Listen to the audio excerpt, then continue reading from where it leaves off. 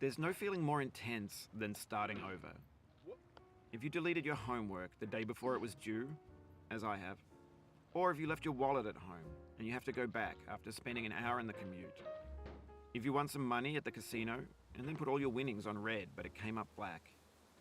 If you got your best shirt dry cleaned before a wedding and then immediately dropped food on it. If you won an argument with a friend and then later discovered that they just returned to their original view. Starting over is harder than starting up. If you're not ready for that, like if you've already had a bad day, then what you're about to go through might be too much. Feel free to go away and come back. I'll be here. Alright, thanks for coming with me on this trip. I'll understand if you have to take a break at any point. Just find a safe place to stop and quit the game. And don't worry, I'll save your progress, always, even your mistakes. This game is a homage to a free game that came out in 2002, titled Sexy Hiking. The author of that game was Jazuo, a mysterious Czech designer who was known at the time as the father of B games. And B games are rough assemblages of found objects. Designers slap them together very quickly and freely, and they're often too rough and unfriendly to gain much of a following. They're built more for the joy of building them than as polished products. In a certain way, Sexy Hiking is the perfect embodiment of a B game.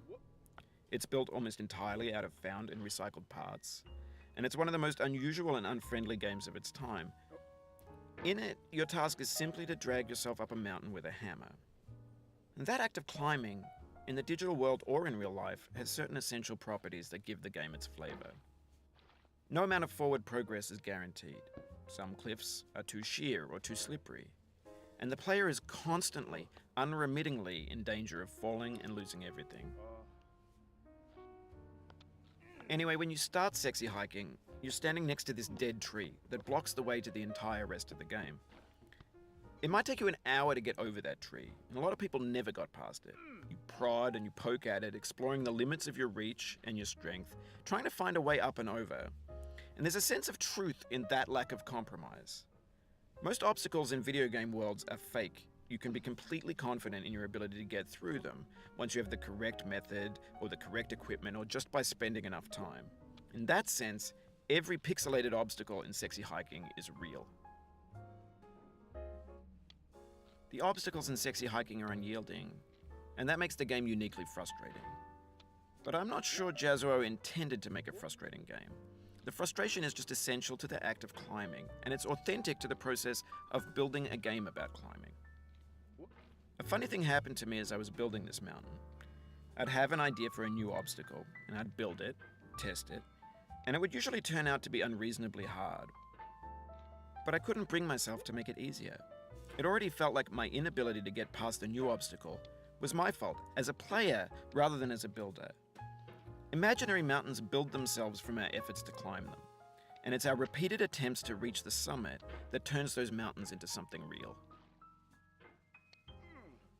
When you're building a video game world, you're building with ideas, and that can be like working with quickset cement.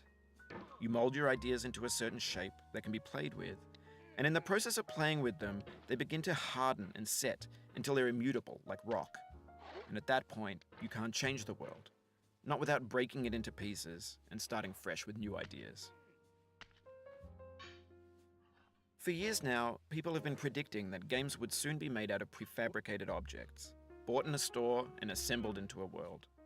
And for the most part, that hasn't happened, because the objects in the stores are trash. I don't mean they look bad or that they're badly made, although a lot of them are.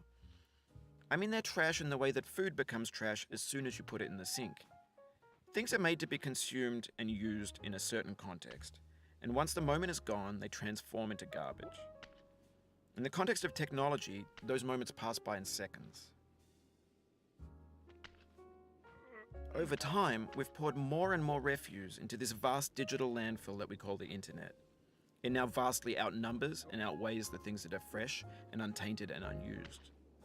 When everything around us is cultural trash, trash becomes the new medium, the lingua franca of the digital age. And you can build culture out of trash. But only trash culture.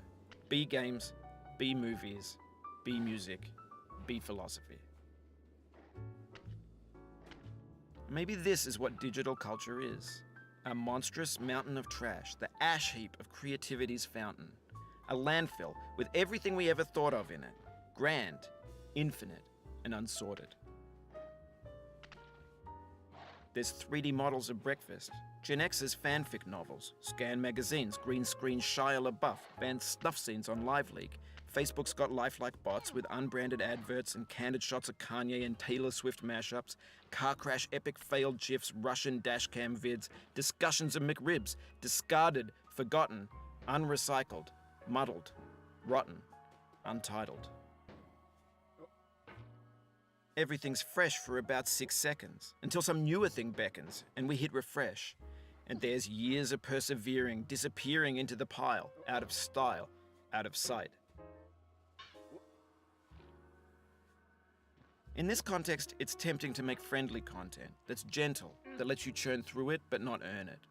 Why make something demanding if it just gets piled up in the landfill, filed in with the bland things? When games were new, they wanted a lot from you. Daunting you, taunting you, resetting and delaying you. Players played stoically. Now everyone's turned off by that. They want to burn through it quickly, a quick fix for the fickle, some tricks for the clicks of the feckless. But that's not you, you're an acrobat. You could swallow a baseball bat. Now I know, most likely you're watching this on YouTube or Twitch, while some dude with 10 million views does it for you. Like a baby bird being fed chewed up food. That's culture too. But on the off chance that you're playing this, what I'm saying is, trash is disposable, but maybe it doesn't have to be approachable. What's the feeling like? Are you stressed? I guess you don't hate it if you got this far. Feeling frustrated? It's underrated. An orange is sweet, juicy fruit locked inside a bitter peel. That's not how I feel about a challenge.